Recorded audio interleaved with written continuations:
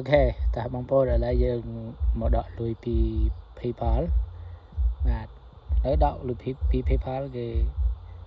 ស្រួលទេបងប្អូនអរគ្នាចុច click menu នឹងមកបាទចុច click menu បាទ link menu នេះបងប្អូនបាទហើយ click menu នឹងមកបន្ទាប់មកបងប្អូនអរគ្នាចុចពាក្យថា transfer balance បាទ transfer balance ហ្នឹងបាទឥឡូវចុចហើយឥឡូវគឺយើងចុចទៅលើនេះ instant typically in minute បាទអាហ្នឹងគឺដកលឿនណាបងប្អូនបាទខាងក្រោមគឺ2 3ថ្ងៃបាទឥឡូវយើងចុចលើហ្នឹងមកបាទចុចលើហ្នឹងហើយយើងចុចពាក្យថា next ទេបងប្អូនបាទចុចពាក្យថា next បាទឥឡូវយើងដាក់ចំនួនទឹកលុយដែលយើងចង់ដកណាបាទឥឡូវខ្ញុំដក $18.30 អូខេខ្ញុំដាក់ $18.30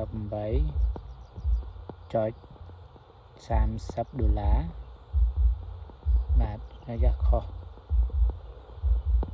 បាទ18.30 បាទខុសបងប្អូនបាទឥឡូវយើងខ្ញុំដក $18.30 សេនបាទ$18.30 សេនបន្ទាប់មកគឺយើងចុចពាក្យថា next បាទពាក្យថា next បាទចុចពាក្យថា next ហើយបន្ទាប់មកគឺខាងក្រុមហ៊ុន Visa ហ្នឹងគឺកាត់សេវា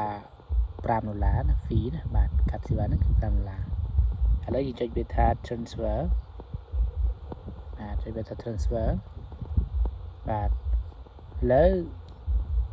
your transfer money your bank using Visa virtual prepaid អញ្ចឹងគឺបានសម្រាប់ហើយអញ្ចឹងវារងចាំបាទចុចពាក្យថាដានមកបាទចុចពាក្យថាដានហើយបន្ទាប់មកយើងចុចមើលកន្លែងលុយបាទដល់អស់ហើយណាបងប្អូនណាបាទ